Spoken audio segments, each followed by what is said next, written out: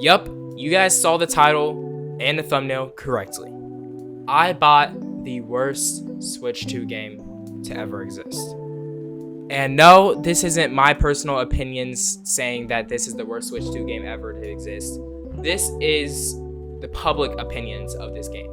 It is named the worst Switch 2 game to ever exist. A close second would be Drag X Drive, but that one isn't the worst. The worst, and if you guys aren't unaware yet and you guys are confused what this video is about, this is me explaining my experience with Switch 2. I even forgot the name. That's how bad it was. Switch 2 Welcome Tour. Sorry, I couldn't remember the name. This is my experience with Switch 2 Welcome Tour. I bought it. It was like $10, and I bought it, and I'm going to give you my full thoughts about this game because I put it like 3 or so hours into it, and then I forgot all about it. So I'm gonna go play the rest of it and 100% it and all that stuff like later. I might even do it on stream if you guys want to see that. I don't know. But this is my thoughts on Switch 2 Welcome Tour. First impressions. That's what we're going to start off with. My first impressions of Switch 2 Welcome Tour, or I'm just going to call it Welcome Tour for short, was that it wasn't as bad as people were saying. Now, I'm not the biggest fan of reading. That's a weird sentence to start off a video with. But I'm not the biggest fan of reading. I don't like to read books and all that stuff. But this game did have a lot of dialogue and reading and explanations that you had to learn, because the whole point of this, once again, is to teach you how your Switch 2 works. So there was a lot of reading involved, and that wasn't my favorite part. My favorite part was the mini games. The mini games were really fun, and my first time playing it, I was just laying down in like my bed, and the mouse controls worked really well. I thought they were going to be very buggy, very terrible, and all that stuff. And the mouse controls worked pretty well. It didn't hitch or anything from me rubbing the controller on my blanket or anything. It worked pretty smoothly. I mostly used it on my legs, and it worked pretty well. I didn't have too many problems with it. The mini games overall were like a 7 out of 10, which is kind of crazy. But it's the first time I got to really use the Switch 2 to its fullest when it comes to like mini games wise. If there were more mini games, then I would have gave that a 10 out of 10 easily. That was the only problem I had with it, was the amount of mini games. I wish there was a more mini game. Maybe there is, and because I haven't fully beat the Welcome Tour game yet, so maybe there's more mini games that I just haven't got to yet, and I'm just like blowing things out of proportions here.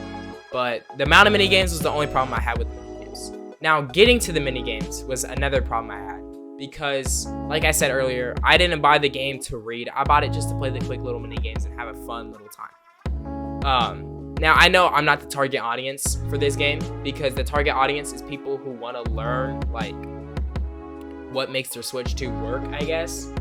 So I'm not the target audience for the Switch 2. I know that. I mean, for the Welcome Tour. I am the target audience for the Switch 2, trust me. But for the Welcome Tour, I am not like their number one main target audience. So my thoughts overall with like my first impressions overall with the game, I would give it like a 6 out of 10. It did its job. It did it well. There wasn't many problems. It felt well polished, well completed.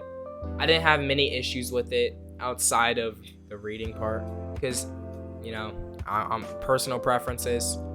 The pacing felt okay. It wasn't the best, but it was pretty good.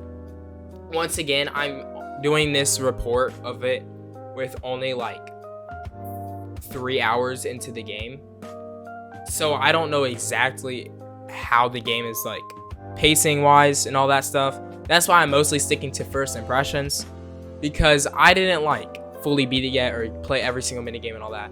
So my favorite mini game was probably like, I forgot actually. I think the UFO one was really cool. That one was probably my favorite. I don't know why. It reminded me of like old school mobile games, if that makes sense. The mobile games I used to play back in the day.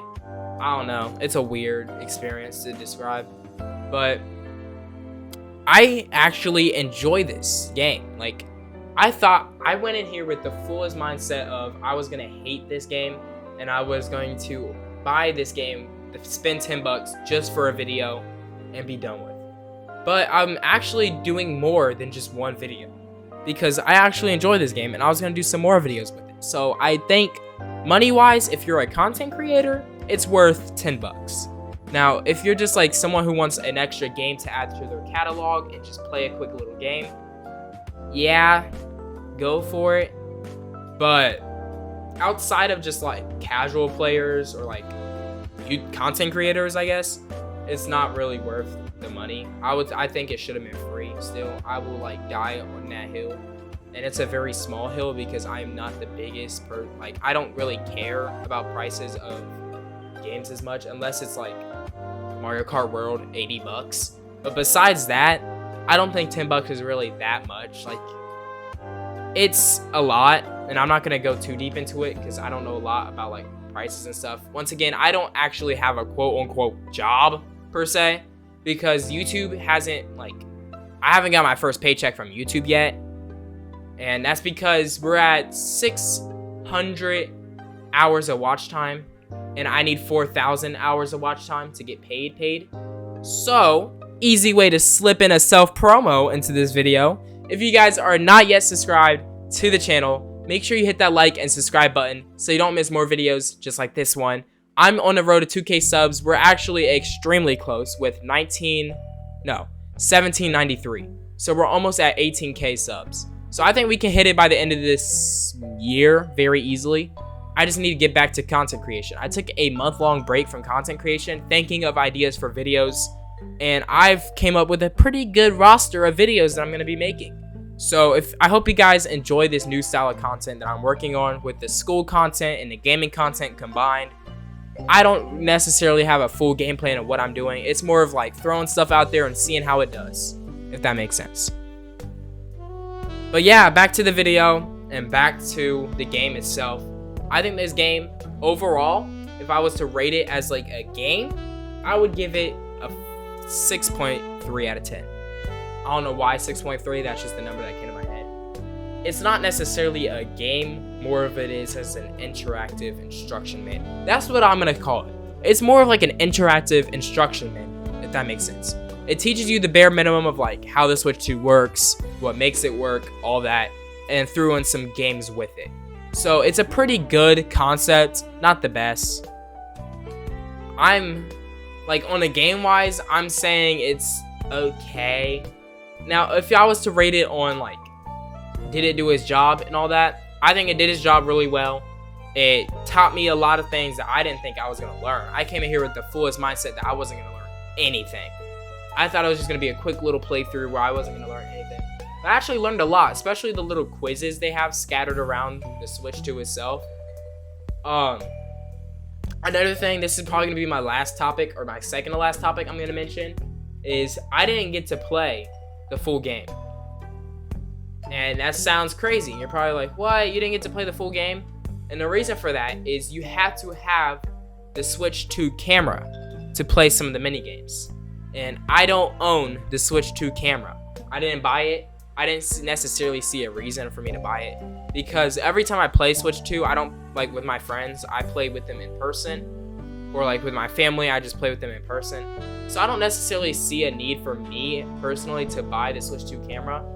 And I didn't get to play the Switch 2 camera mini games because I don't have a Switch 2 camera. So that was the biggest letdown, I would say, of the entire game itself. That was the only problem I had with it, was just that I didn't get to play that game. And I know there's like a face making game where you like make funny faces to try to copy the emoji, and I would have loved to play that. I love these type of weird games, like WarioWare type games. I love those. And the fact that I didn't get to necessarily like play it was kind of sad, let down. I don't know how else that would have worked without a camera, so I get why. But yeah, that's my main part about that topic. And I'm gonna end off this video with my final thoughts. Closing conclusion. To conclude my experience with this game, is it something that I enjoyed?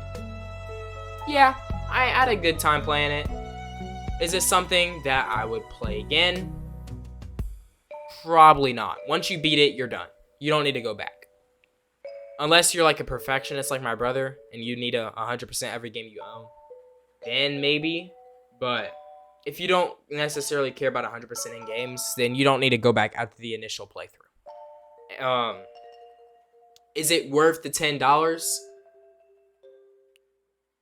That's a steep slope. I'm gonna say yes, just because I do think it should have been free, but material wise, it was $10 worth of content. It gave me a couple of hours of playtime, and I'm still not even fully done with it yet.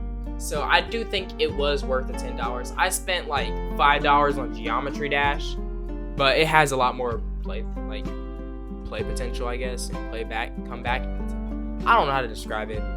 Anyway, that was my thoughts on this game. I think it was pretty good. I don't necessarily think it was worth $10, and I think you guys should get it. That's all I'm gonna say.